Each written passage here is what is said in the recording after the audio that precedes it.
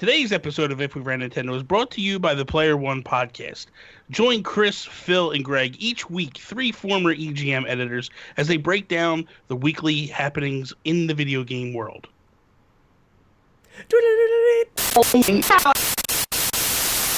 I'm putting you guys back to my screen monitor. Oh gosh. Gosh, I'm a mess. There we go. It's okay. Just take a deep breath. It's all right.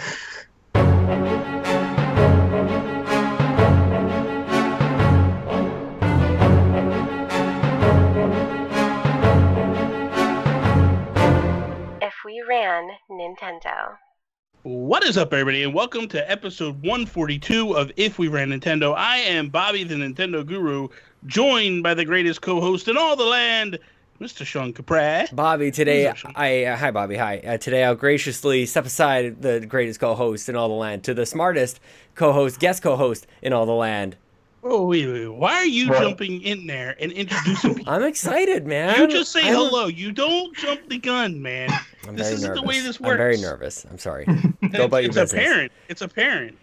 Man, now you just screwed it all up. I'm sorry. Hi, Bobby. Let's start over again. I've got my Diet Pepsi. I'm freezing because it's Canada. We don't care. Garret Bland, boppity. how you doing there, sir? How you making out there, buddy? I'm doing great, guys. Thank you for having me on. It's a pleasure to be in this podcast with y'all and just talking, good games with y'all. So here's just so people are just like, okay, why do they have a guest this week? Yeah. Why do we have a guest this week? So Garrett's been doing some reviews for the Nintendo Guru channel, and I thought we started this showcase, developer showcase every week, and I thought, you know what, this week would be a good week to kind of showcase a game that he has a review coming out. It'll probably be out next week, Monday, Tuesday-ish. I got to just edit it. He sent me everything. I just got to put it together this weekend, and then we'll get it out next week. But I thought, this would be really good. And the game is actually, like this up-and-coming indie game that nobody really knows about. So, but no, we're going to be talking about Wargroove today a little bit. Mm-hmm. Garret did the review for the Nintendo Guru channel, and we wanted to talk about it. So, occasionally, whenever Garret does a review, he'll either pop in here with me and Sean, or he'll get over to the Nintendo PlayStation podcast with me and Toby, but he'll bounce around occasionally and do some stuff with it. So Toby's a little tough to handle, though. I don't know that we can, we'll try he's to British, get so you're always welcome on this show. I know Toby gets a little territorial over his friendship with Bobby and his shows and everything. You're always, dude. We haven't had. It's funny that you're here because I was just thinking, like, back in the day, we would have guests sort of like every once in a while. We would have Justin Masson and everybody. Like we would have those. Remember those developers or those movie maker guys who were making the Mother 3? I was thinking about that the other day. I was thinking about that the other day. Like they got funded Kickstarter wise, yep. And I don't Whatever see happened. a movie. Shocking. So for anybody who might remember or might not remember, in the middle of the interview, dude who like the producer dude, he was so bored with us. Apparently, he started watching like music videos on YouTube, and it blasted over his speakers in the middle of the interview, and he got busted. He's like, I'm so sorry right now. And we're like, are you serious right now, dude? Yeah, it was so embarrassing. No more Kickstarters anymore. That was it. No more Kickstarters are coming. That's for sure. Show. Unless his name is Jules Watchum. That dude's allowed. That's a different. It's a proven track record. He's always welcome here anytime. So let's kick this episode off like we do each and every episode with our shout-outs. Oh, my shout-out goes to those mother guys that did the documentary that we had on a guest. Mother to Earth it was. Oh, good. Yeah. Okay, so I got two shout-outs this week. My first shout-out is going to go to Mr. Skinny Matt. Oh, nice. Dude, guy messages me this week, and he's like, "Hey, Bobby, I feel so like kind of touched by what you're doing with this giveaway. I want to help you. I want to add to it." He actually shipped a carrying case for the Switch, and a protective screen cover that I could put on. What? Like the tempered glass. Craziness, dude. Are you serious right now? I'm dead serious, dude. Just showed up today. I'm like, this is nuts, man. So I have two more things that we're giving away, in addition to the Switch, the Let's Go Eevee, and the 1-year subscription to Nintendo Online. I love it, Skinny Matt. It's holy awesome. crap! He's got so much going on, and he took the time to do that. Look at that. That's awesome. Wouldn't this be like an amazing moment if I was like, you know what, I'm going to pile in on this, but I'm not going to do that, Bobby. I'm not going to do that. Yeah, I got mouths to feed and dogs to He has more alive. mouths to feed. That's true. I got no excuse. He just had another kid, didn't he? My excuse is that my money isn't worth. Like, you can literally say your money's no good here because it's not worth anything. This is very true. This is very true. Go ahead. What do you have a shout out there, Sean? I have a shout out to just totally random, but I was thinking about this lovely couple, Nasty and Tammy. I just really like those guys. Also, a shout out to Jose Otero. I like the fact that we're kind of getting this on a regular basis. We're gonna give shout outs to people who will never listen to the show. We did Reggie a little while ago. Jose Otero, man to man. I miss you, buddy. I miss Jose. And the reason that I say this is because we learned this week that the IGN podcasts are not gonna have their videos anymore. And I think that's all? No video. They're all going audio podcast. Everything's taking out their video. So they went from like, you remember like the old days where they just had like some back room. Well, it was even before that where they had like the circular tables awful, and then they had the brick wall, and then they went like totally high production. I think they jumped the shark a little bit, and I wish that they would just kind of like go back. So shout out to everybody affected by the IGN decision to go just audio podcasts. It's end of an era, man. It really. So if we were at Nintendo, is your guys' video Nintendo podcast the number one video? This is true. This is damn true. Listen, I'll back that. That's the man. Truth. We're not going anywhere with this video business, man. Yeah, man. I didn't know that. I'm surprised. I'm shocked. Well, I haven't listened to Nintendo voice chat this week yet, so I don't know. Yeah. So it's all over the Facebook groups and whatnot. Wow. Yeah. Garrett, do you have a shout out?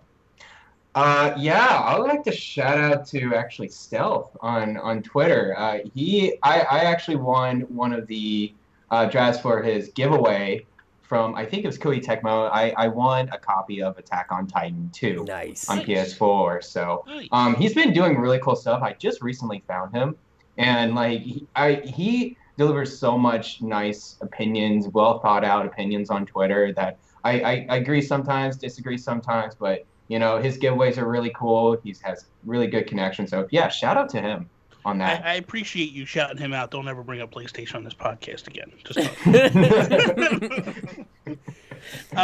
Now, you know I'm going to mess this name up, Sean. I'm going to mess this name up. Hyliantelligent. Nailed it. Okay, there we go. So, Jared, man, the dude is crushing it. Yeah, man. Number one, I don't know if you saw Bad Bit's intro that he did this week. Mm-hmm. Unbelievable. I reached out to him and be like, man, that's killer.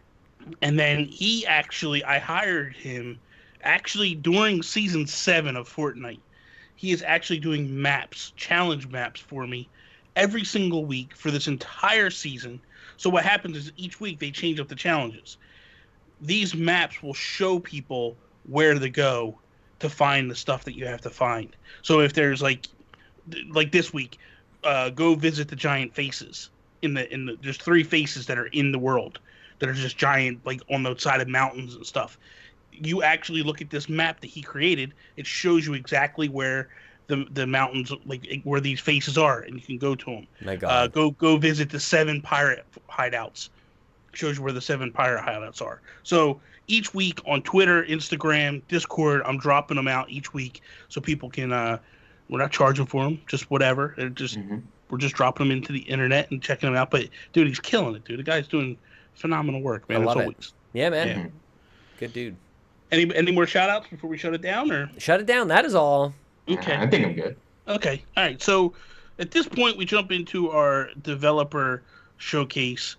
This week, we're showcasing Wargroove by Chucklefish. And this is a game that Garret basically reviewed. So, Garret, if you want to talk a little bit about it and catch us up to speed on what this game is. Yeah, sure. So, Wargroove is developed by, Chucklefish Games. It's a turn-based, top-down strategy game where you have a set of units and your opponent has a set of units, and turn by turn you move your units and attack one another, and the object of the game is to, defeat the opponent.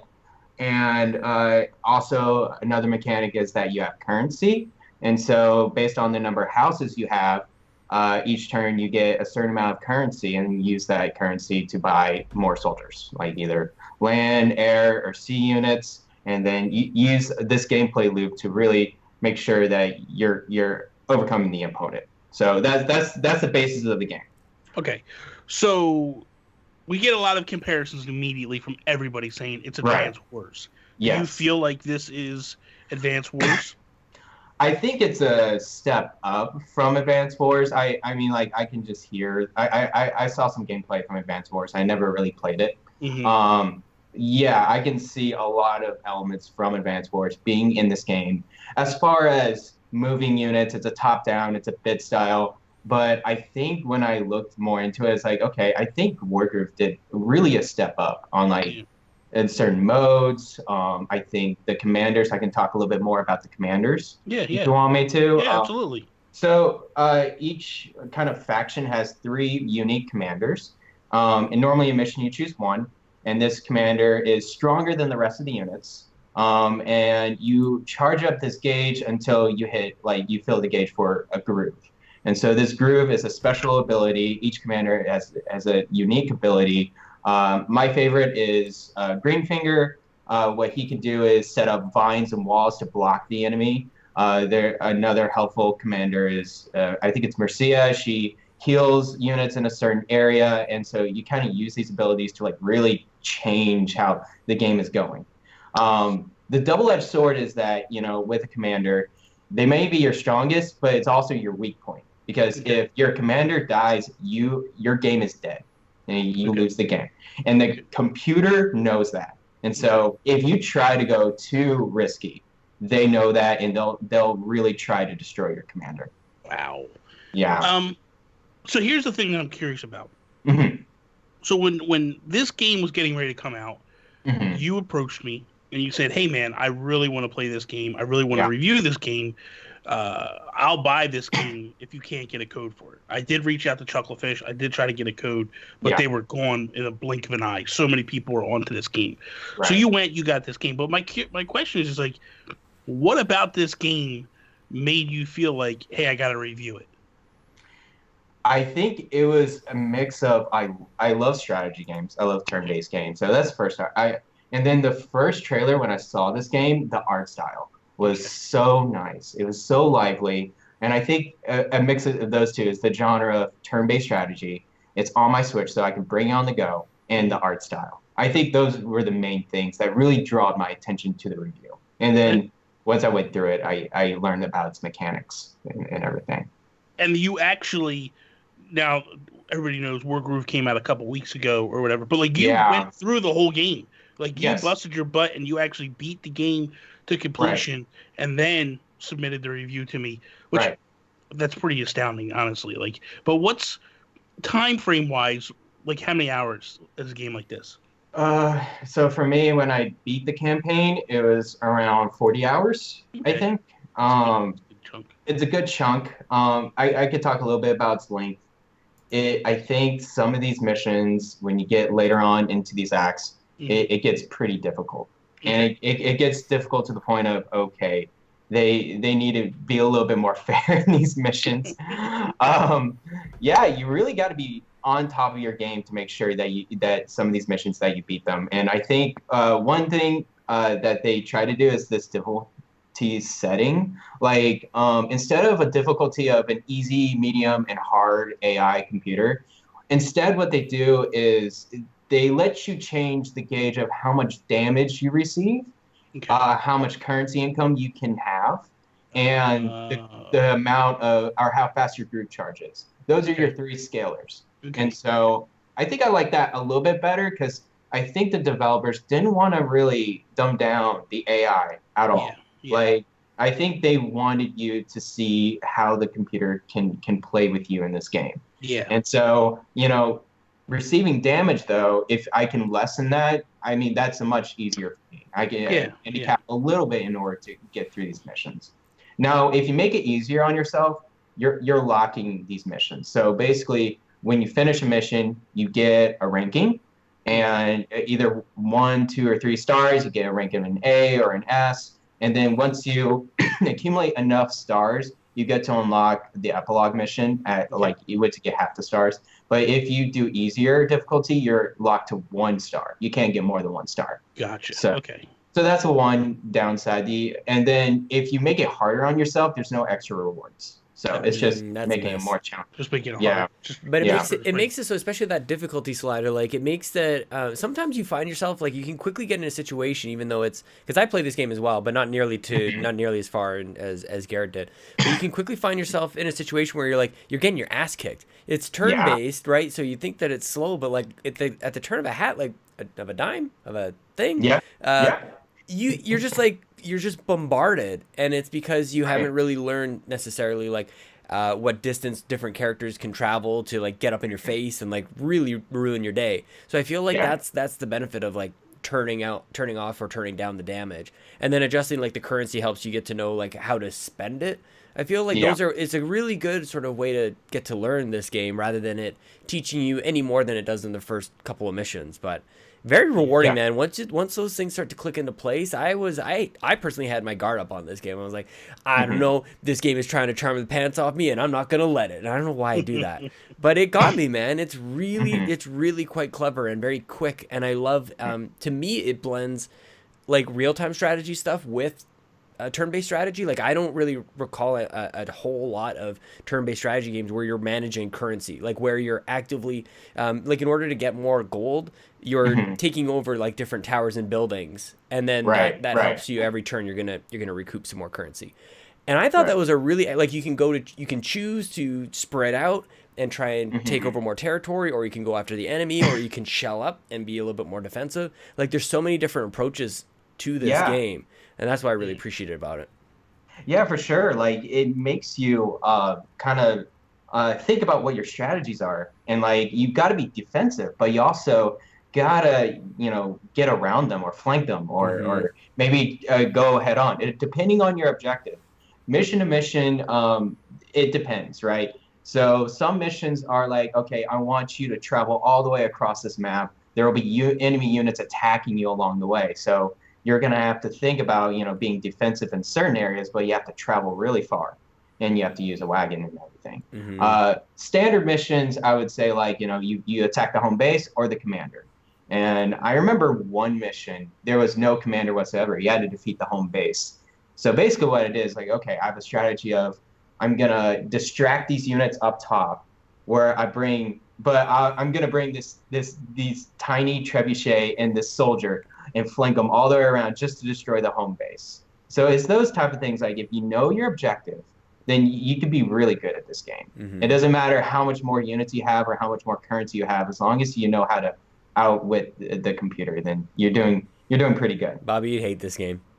No, I started to play it a little bit, but I really didn't put a lot of time into it, honestly. But that's what I wanted to ask Garret. Like, so you said you're into turn-based strategy games. I am, yeah. What is your franchise of choice for Fire Emblem? Okay, for sure. So real quickly before we wrap this up and we start moving to topics, what would be your comparison? Like, is it close to Fire Emblem in terms of like how much you enjoy it, or does it not even come close?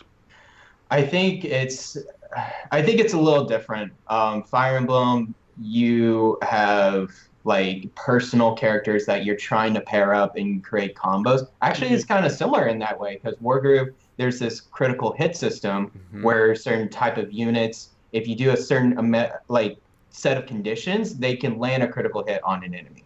And so that can seriously change the tide of the game as well. And the computer knows that as well. I love the critical hit system, man, because it's not even like a chance. It's not a probability thing. It's like you're doing it. Yeah, like some cavalry units, like it's almost like a running start. Like if you travel more than 6 spaces and then land with a hit, they'll do a critical hit. Or some characters, like if you don't move at all, you'll land a critical hit. Or some it's like the dogs, or if you have like 2 dogs, or if you're surrounding your character with dogs, then they'll just score a critical hit. Like it's really cool, man. They're very diverse and dynamic.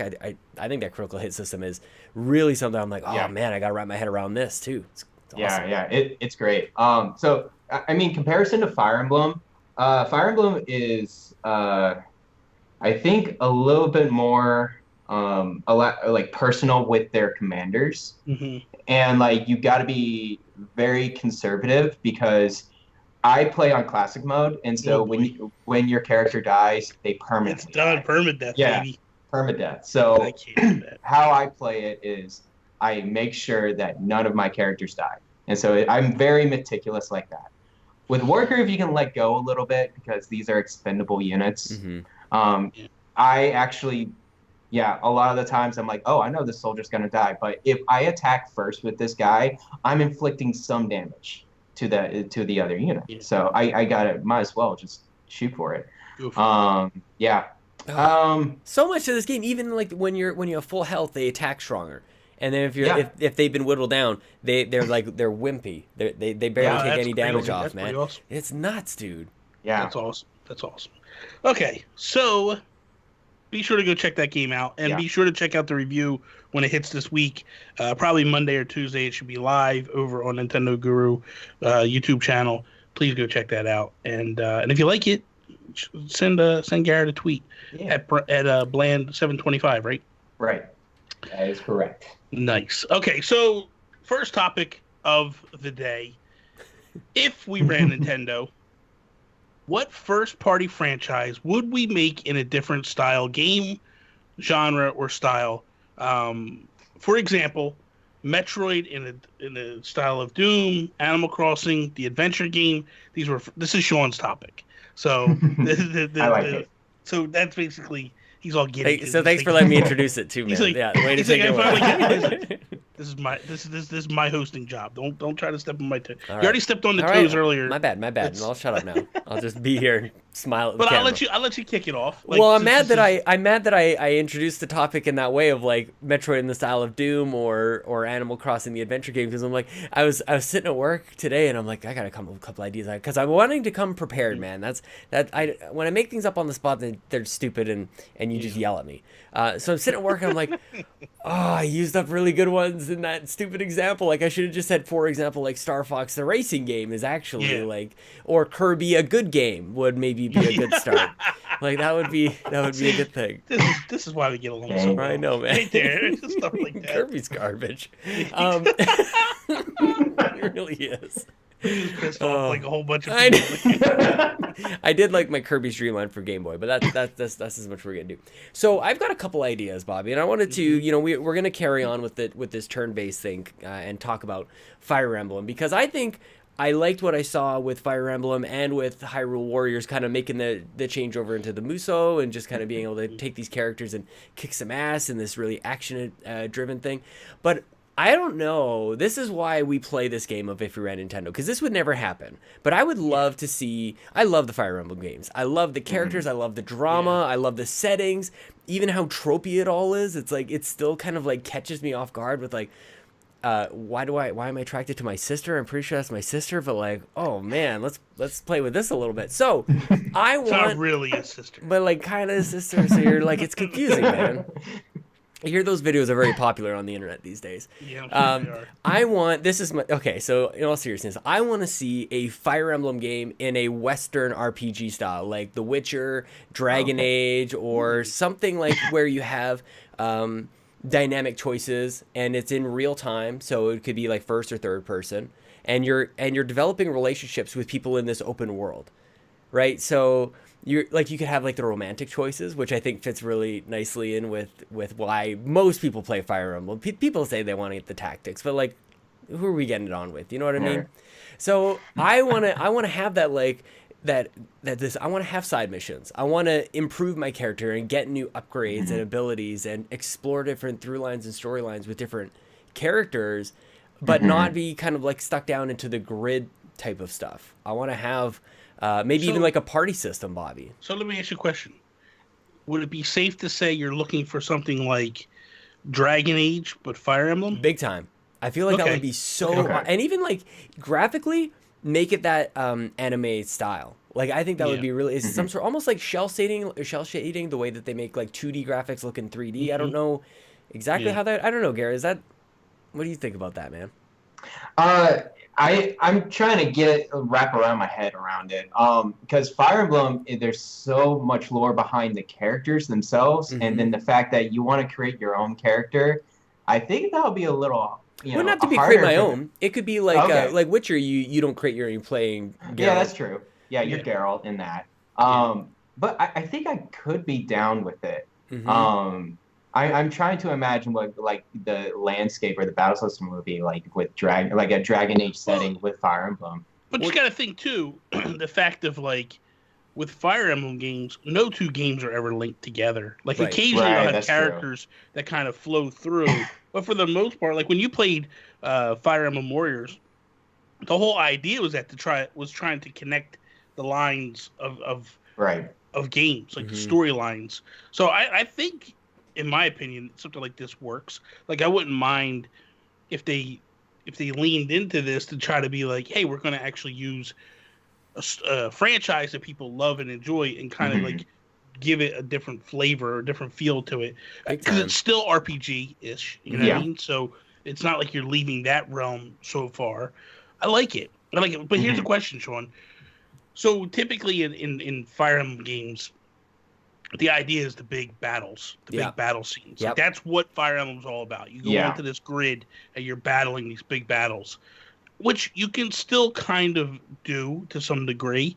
Like you could have battles where you're sending your commanders out into different areas and stuff. I think that would be the thing. Like you're playing Fire Emblem and you're playing like a Dragon Age type game, but you got to have these big epic battles. Yeah, man. I'm glad you brought that up, because like I really lean into. I don't think, Bobby, you've ever played the original Dragon Age. The original Dragon Age Origins is a masterpiece, and one of the reasons I really like it is depending on who you pick as your character, you could be like a mage or a dwarf or an elf and all these different things, and they each have their own origin story. So if you pick I believe it's like one of the male elves or a female elf, you're actually getting married there's this big ceremony.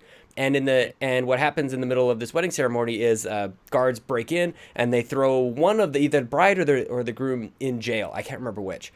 And so depending on which character you pick, you're either in jail or you're not in jail trying to get your spouse out of jail, or you're starting out as mage, you're in this tower, like completely different storylines. Yeah. And I feel like that leans into the Fire Emblem lore quite nicely, like where you could have like 3, 4, 5 different starting characters. Like this has been done in role-playing games before.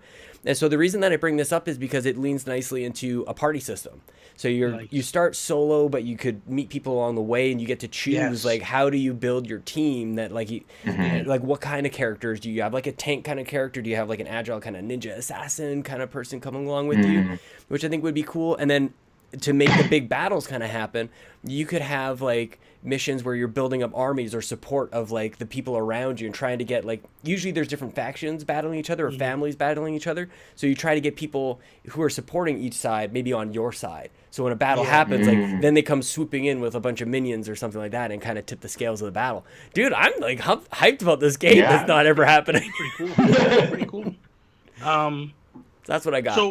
So my game that I kind of have made up on the spot is I would take Metroid and I would turn it into a Destiny style game. Yeah, man. I feel like both like the style of game that Metroid is in terms of like the character basis. Now, obviously, you're not doing this thing where it's not a Metroidvania type game or just a Metroid game.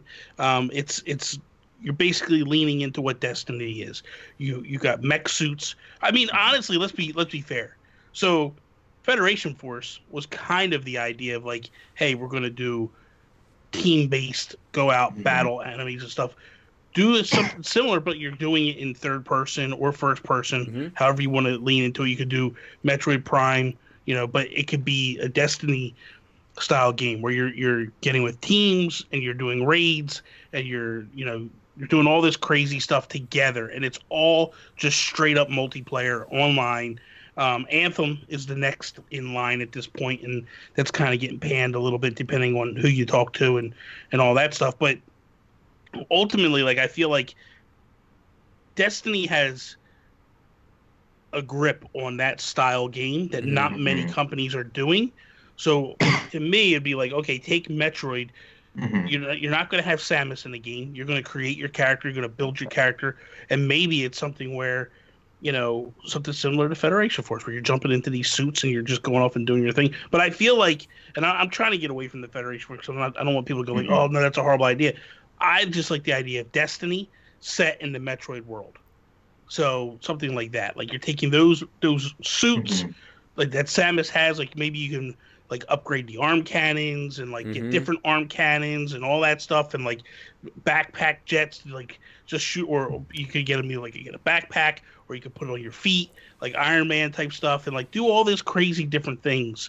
But I think it would be a lot of fun, honestly. At first I was like, okay, well, of course everybody wants to make like the next Destiny. I thought that was maybe a little, I thought it might be a little easy, but Bob, I'm going to give you a little credit. I think this is actually more apt than you even give yourself credit for, because when you play a game like Destiny or even like World of Warcraft, like essentially you're grinding a way to get your power level up, or you're just like a number up. But with Metroid, like the thing that makes it special, and it's the reason that it's Metroidvania, is that your power-ups allow you to gain access to new areas.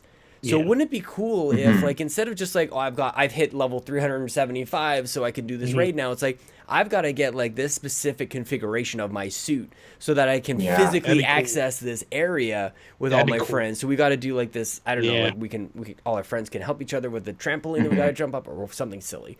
We got to double bounce each other as we're balls on a trampoline. But I think it fits actually even more naturally that you have to go grind towards a certain configuration to get to the next area or something. I think that'd be awesome, dude. Yeah, I like it. What about you, Garrett? You got anything? Anything about the Metroid? No, well, either the Metroid, or do you have a game that you want to? Yeah, let me comment a little bit more about the Metroid game. I really do like the idea.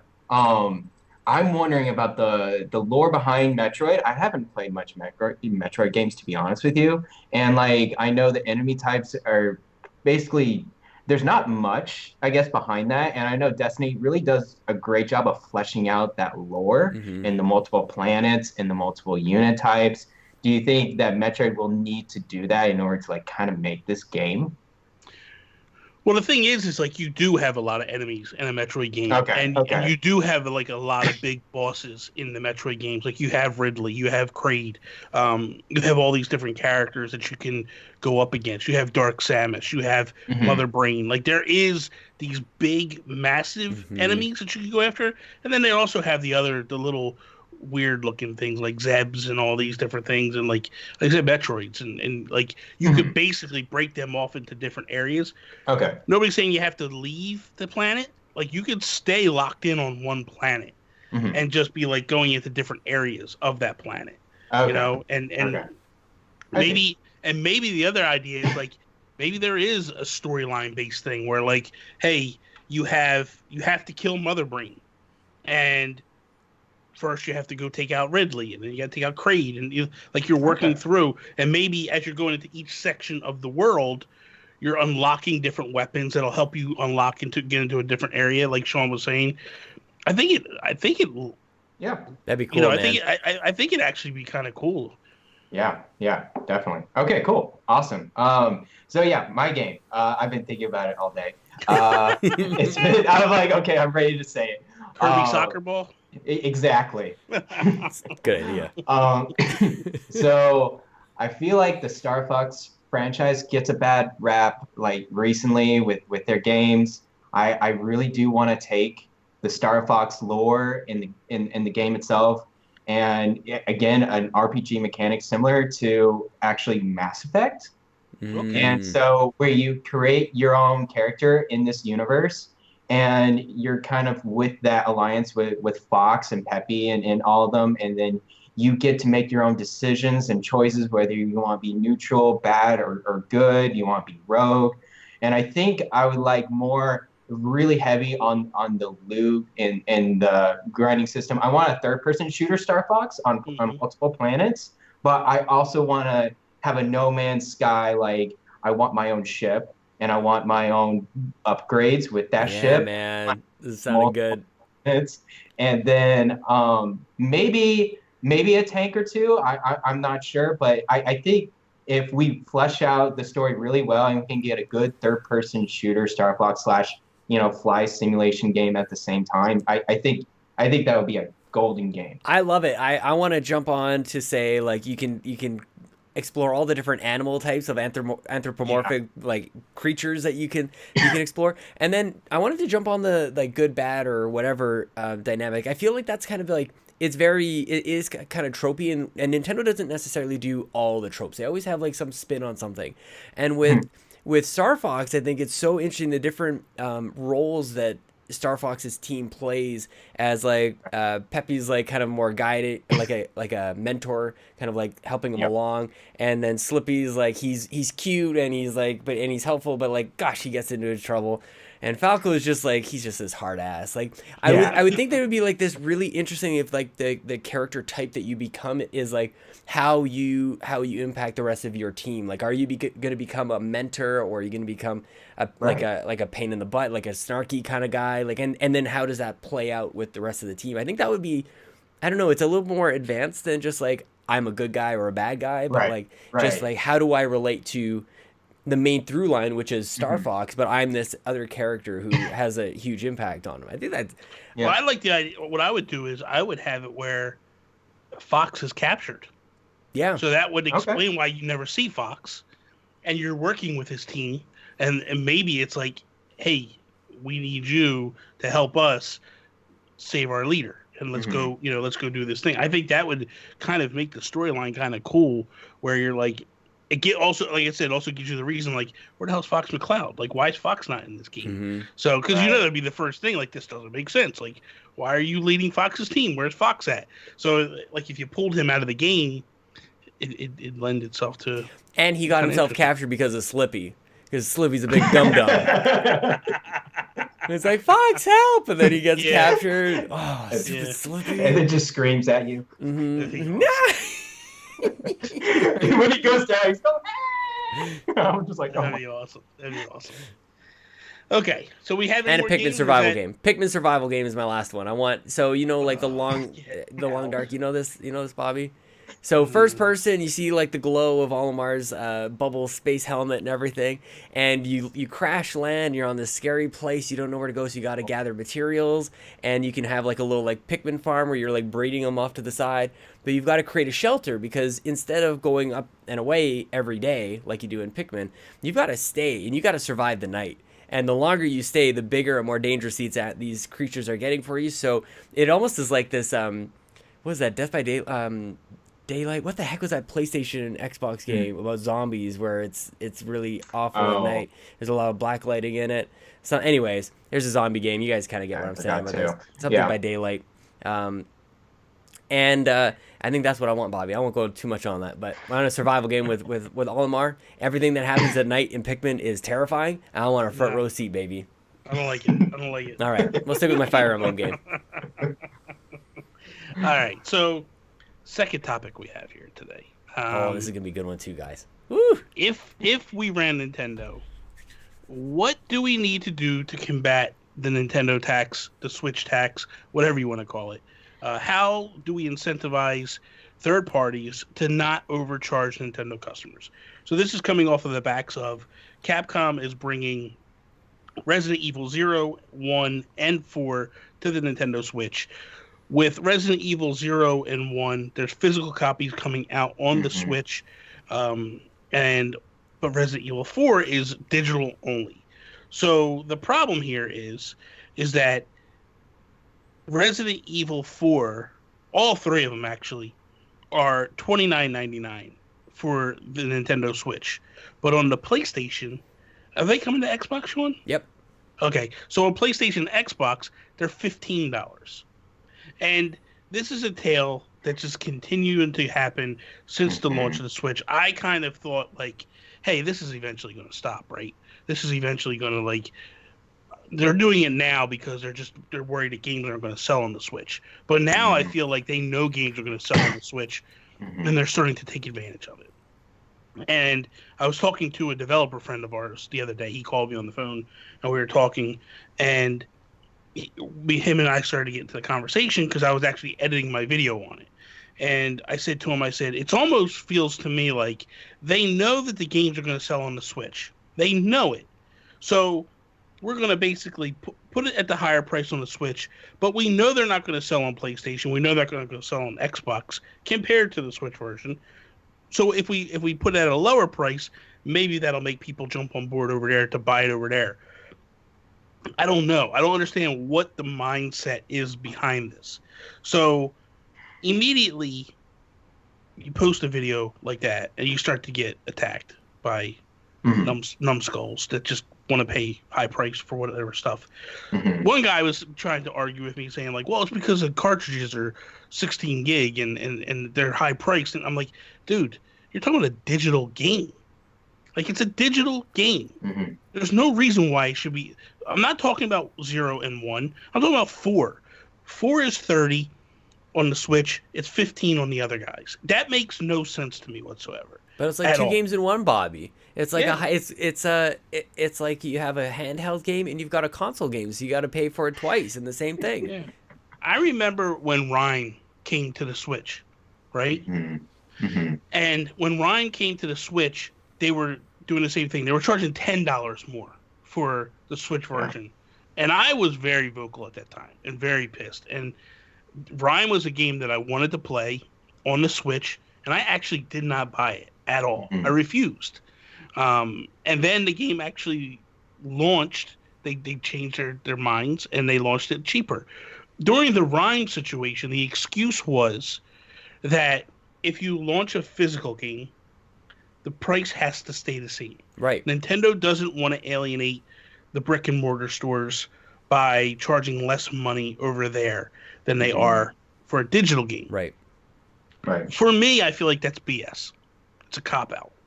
Well, it only lasts so long. Like, that's your launch price, right? Yeah. And then you have sales that kind of go back and forth, and we can kind of get into what we would do in this situation. As Nintendo, like, I always understood the extra price being that that the carts are proprietary, like that there's actually extra money going over to Nintendo. So it's almost like you and I talked about this back when the Switch was originally launched. Like, this goes back to the OG NES, where it's like, yes, make your orders. You, like, before you even know how this game is gonna do, you gotta buy your carts. So it was like this. It really reminded me of them going back to those days. So if I'm Nintendo, like, my first reaction was like, I'm not entirely sure that I need to remedy the situation, because games sell more, and every game that sells more means a higher percentage, or same percentage but of a larger amount goes to Nintendo, and then the carts just feed cash into our treasure chest anyways.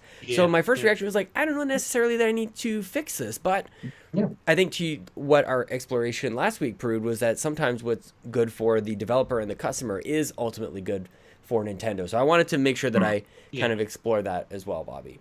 The main thing to me is if you don't jump in and you don't do something, you alienate your customer base. Yeah. And then they walk away. And they do, like, in a situation like this, where a digital game versus a digital game is half price, that you have to say, I don't. So again, when I was talking to this guy, he was saying to me, like, legally he doesn't think that Nintendo is allowed to say anything. Right. To set the prices. To set the prices. Right. Not even to set the prices, but to go leverage them. But they sort of do by setting the prices of the carts. Like, they sort of force you to, like, they dictate, like, essentially what the margins are going to end up being for you. Yeah. Right. But again, in this situation where it's digital versus digital, what do we do at this point? Yeah. And I think that it's like, it's one of these situations of, you say to them, I think it's two beasts. On the cartridges, that's a no-brainer. We lower the price of the carts. We lower the price of the cartridges. We don't make as much money as we're making on them. Why are you shaking your head no? No, I don't want to do that, Bobby. I don't want to do that. Why don't you want to do that? I like, if I'm Nintendo, I like that extra cash that's coming my way. But I got a different solution. Okay?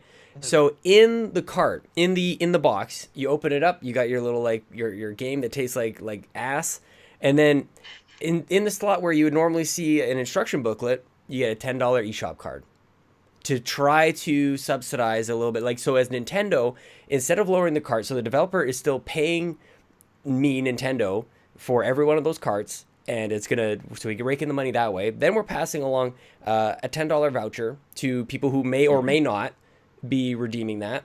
So it's not going to be $10 per game. The person actually has to redeem it, because they actually would have had to buy the game. Once that game is in the shop, like, Nintendo's already happy. The developer publishers already purchased the cart and manufactured the game.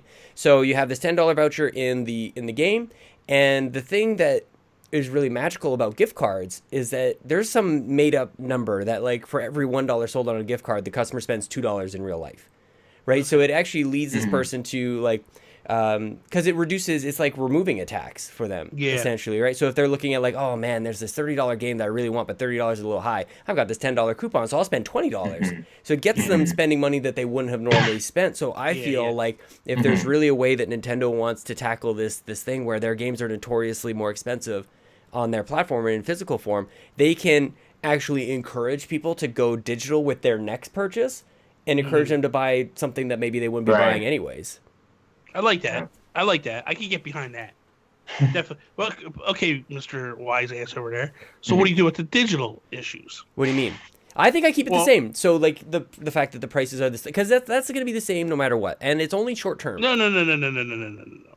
The digital, meaning when you're in a situation where they're only putting out a digital game. Oh, I see what you mean. Why is it double the price against the other guy? I don't know, Bobby. I can't take care of everything. Well, throw it to the PhD. Come in here acting like you're... Throw it to the PhD kid, man. Well, you're the one trying to act this mic drop movement. I'm trying to think of a game that is digital only across all the platforms and still costs more in Nintendo land. Like what? I'm not sure. There's physical games though. No, the only ones that are getting physical are Resident Evil 0 and 1. Resident Evil 4 is only digital. So then I think it's all linked like to the same like outpouring of games. I think this is a very special case. Do you know what I'm saying? Like that they're all the Resident Evil games. Like, they're not going to have like one game that's going to be more or less than the other. It's just like get all your Resident Evil games and not complicate things with varying prices for this one versus that one. Like I think that's a Capcom decision to just keep it all the same. So it's like the Resident Evils on Nintendo Switch are $30. Boom. You don't have to have like this. This one is $30 and this one's $25. Like it's easier. It's an easier message. So I'm trying to think if there's another example, and maybe people can correct me if I'm wrong in the comments below. Yeah. But I'm trying to think of something where something came out that's like maybe an indie game or something that came out digital only, no physical release, that still had a Nintendo tax. I don't think that's the case. I think it's really cart driven. Yeah, I don't think that's the case either. Yeah. I think it's only a physical driven process. But like when you have these like just a little bit of a price change, when I think about Nintendo, it's like the sales is like really on my thought process first. If the sales are going down, if that's the effect from that price change, then I would talk to these developers saying, hey, what is going on? What's the issue? Why is there a price change between the cross platforms? That's when I'll have a conversation with third-party developers. If I see the sales doing just fine and comparable to other platforms, I don't know how I could remedy the situation other than what Sean's suggesting. A little bit of an incentive of a gift card maybe. I know we have a reward system, a gold coin system, that I don't really see that explicitly in like Xbox or in PlayStation. So I think that's a little bit cool at first. But other than that, I don't know how Nintendo themselves could give us more incentive than money, right? It's a sticky situation because it's not Nintendo's fault. It is the developers' choice to set the price. And that's their prerogative. And Nintendo's setting the price for those cards, though. Like they're not leaving them much choice. Yeah. So I think ultimately Nintendo wants to guide people to be buying their games digitally. Like really, it's like to try and eliminate and get rid of the physical factor out of the equation. You want to encourage people to go online. So another piece, once you're outside of the launch period for that title, like something that other platforms do, especially Steam and Humble Bundle does it a lot, like do publisher sales. So you're partnering with the various publishers like Capcom and whatnot, and just have like this featured sale that you have. I think Ubisoft is doing it now. Ubisoft does it a lot. On the eShop, are they doing that?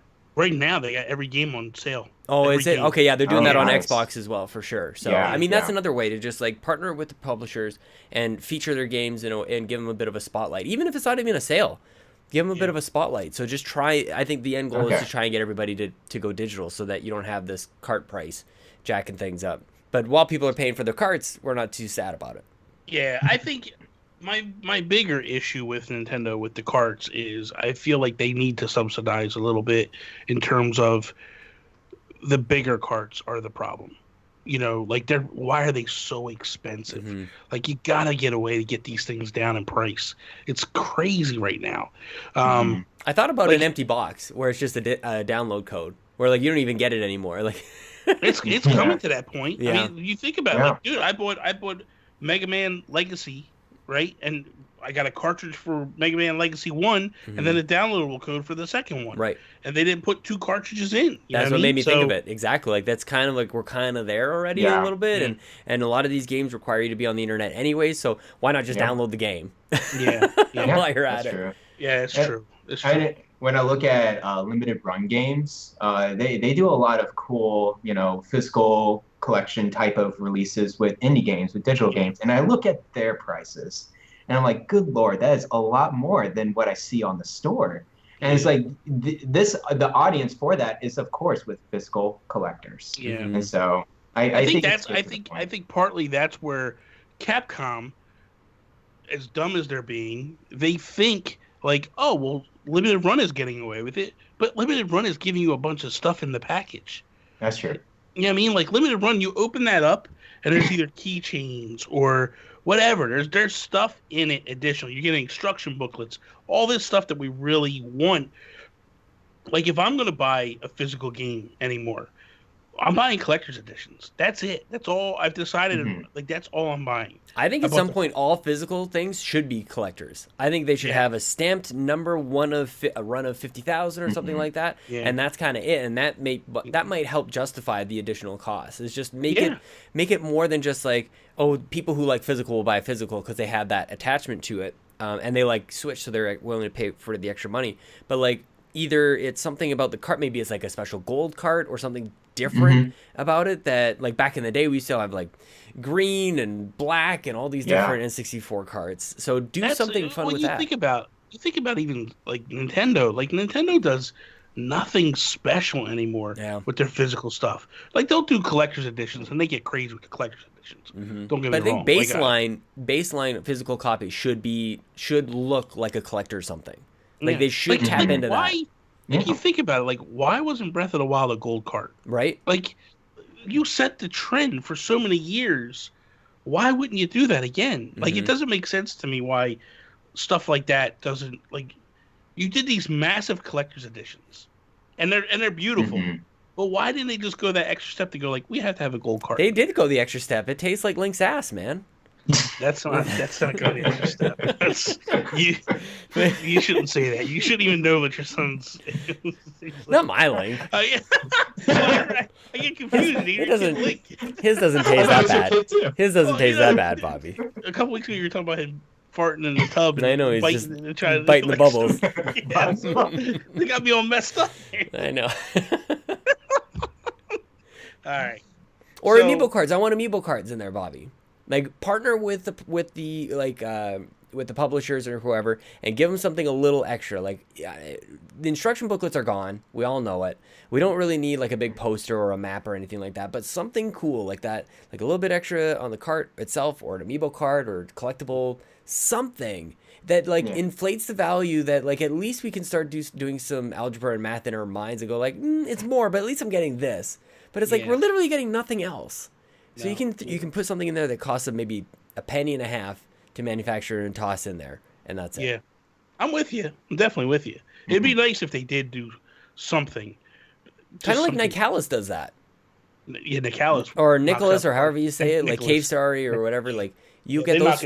They really do, and so they justify the extra cost right then and there. It's funny, when I went to E3, I met one of the owners of Nicholas, and he's like, and they were saying, and when I met him, I just said to him, like, dude, you guys are killing it, man. Like, I really love what you guys are putting in the game. And he goes, dude, we're catching so much flack from the big guys. It's not even funny. Oh, I love it.